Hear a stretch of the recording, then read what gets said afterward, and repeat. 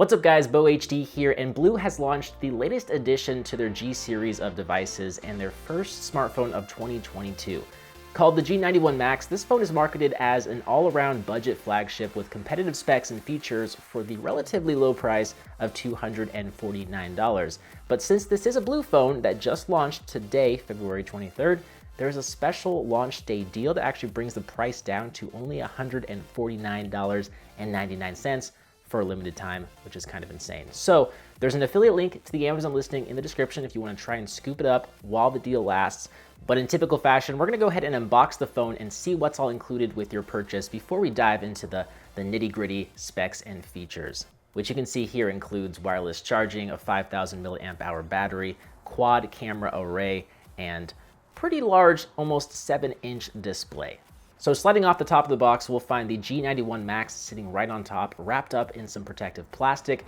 Underneath, we have an 18-watt fast charging wall wart.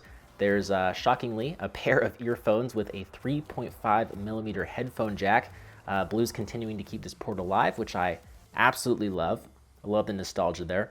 Next, there's a braided USB-A to USB-C charging cable. We have a SIM card ejector tool, a BLU sticker, and then some paperwork helping you get this phone set up and running.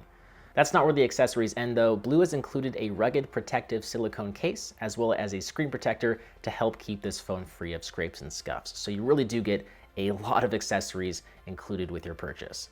Now we can take an up close and personal look at the G91 Max. This is a rather large device that's almost identical in size to my current daily driver, the Google Pixel 6 Pro. So hopefully that sort of gives you an idea as for how big this phone is. It is rocking a large 6.8-inch display, and it has a quote-unquote glass battery cover that thankfully hides fingerprints pretty well, and it makes the phone actually feel pretty premium, more so than what the market value indicates. But perhaps the most striking design element here is the camera module. It's a quad camera array with a main sensor, a depth sensor, ultra-wide, and macro lens. We're going to dive more into the specifics later on in this video, but this camera module, I would say, helps make this phone look even more premium. Now it's nice to see that headphone jack I mentioned earlier, which is next to the USB-C charging port and bottom-facing speaker, which is, it's mediocre at best. You know, there's it would have been nice to see a dual stereo speaker array, but you know, it is what it is.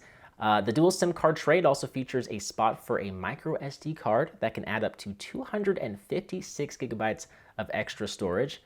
Last but not least is the side-mounted fingerprint scanner that actually works surprisingly well. It's quick and responsive, and I just wish that more phones included a fingerprint scanner like this that's embedded in the power button, because it just acts as a great backup to a face unlock method that we typically see in iPhones and even some Android phones.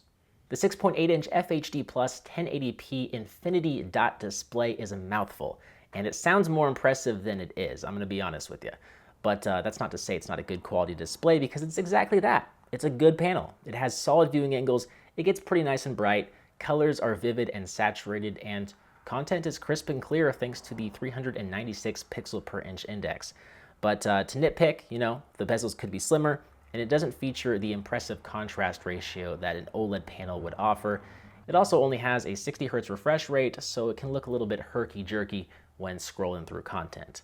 What I'm really trying to keep in mind here when I review this phone is its overall price of right around $200, which is almost a fifth of the price of my Google Pixel 6 Pro. Now it is running a fairly clean version of Android 11, a very good thing in my opinion, but I do want to note that when setting this phone up, there was a concerning amount of marketing and user agreements that you had to agree to and check off in order to complete the setup process. I did email BLU about this, and I found out that you can opt out of the device usage terms and marketing terms agreements and click next to continue setting up the phone. It just would have been helpful if they noted that these were optional, because otherwise it just looks like these are all required, and you cannot complete the setup process without signing off on these terms.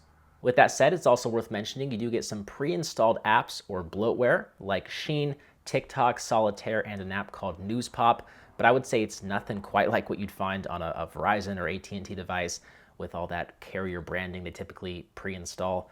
And in terms of performance, it's packed with a MediaTek Helio G95 octa-core 2 GHz processor paired with 8 GB of RAM. I'm going to be honest, it's not the snappiest phone by any means, but it gets the job done, and it's able to handle some essential apps just fine: social media, text, emails, the calendar, Google Drive, opening and editing documents. It all runs pretty well. Just, I would say don't expect very, very smooth gameplay with graphic intensive apps like Fortnite and PUBG. They're gonna be playable, but the experience isn't gonna be ideal in my opinion. I'm just gonna be completely honest with you. Maybe that's why they included Solitaire over PUBG or Fortnite. Just saying. But it does have 128 gigabytes of internal storage to store all sorts of games and media with an additional 256 gigabytes of storage that can be added with a microSD card. So that's pretty awesome. You're really not going to run out of space with this phone. Another area that's going to be really appealing is the battery life. This phone is powered by an absolutely massive 5,000 milliamp hour battery that not only supports 18-watt quick charging, but 10-watt wireless charging as well. This has become a must-have feature in cell phones for me these days. And this wireless charging feature, it also works in reverse, allowing you to charge other devices like a pair of wireless earbuds just by setting them on top of the back of the phone. So for a phone in this price category, these wireless charging features are extremely rare, and I love to see it. Okay, now we can talk about those rear-facing camera sensors. There is a 108 megapixel main camera sensor, a 2 megapixel depth sensor, 5 megapixel wide angle, and 2 megapixel macro lens paired with a dual flash. You might be thinking, wow, 108 megapixels, it's gotta be good, but this is a great case of how megapixels don't translate directly to better images.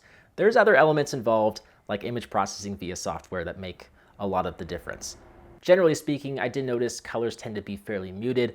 There is a fairly considerable amount of noise, especially in low or inadequate lighting, and some portions that were in well-lit environments do tend to be overexposed. There's also some aggressive sharpening going on, as you can see in some of the images. But again, images with plentiful lighting will have better results. And I will say the ultra-wide camera and macro lens can be fun to use, but I do get the feeling that they're here mostly to fluff up the specs on paper. As for the 16 megapixel selfie camera, it has a pretty nice wide field of view and can take some acceptable images that do tend to be on the contrasty side of the spectrum, but have a fair amount of detail, which is good to see. And yes, there is support for 4K video recording via the main sensor, but I found that, again, colors are pretty dull and it is very shaky, so it might not be the most usable footage. What you have to consider with the BLU G91 Max is its price-to-spec ratio and overall feature set. I feel like I often say the same thing when reviewing BLU phones. You get a lot more features and specs overall than other phones in the same price category, but pound for pound, some features aren't going to hold up very well depending on which phone you compare it to. Where I think the G91 Max excels is with the hardware features, the dual SIM card slot with microSD card support, the headphone jack, wireless charging with 5,000 milliamp hour battery, and side-mounted fingerprint scanner really help make this phone worth its price. And I think if you can score it for $150 to $200 during the special launch price deal, then it's gonna be all the more worth it. With that said, I'll place a link in the description to pick up this phone over on Amazon. It works with GSM carriers like AT&T and T-Mobile. And if you have any questions or concerns, let me know in the comment section below. As always, I'm Bo HD from Slash.tv. Hope you enjoyed this video. Thank you for watching, and I'll see you right back here in the next one. See ya.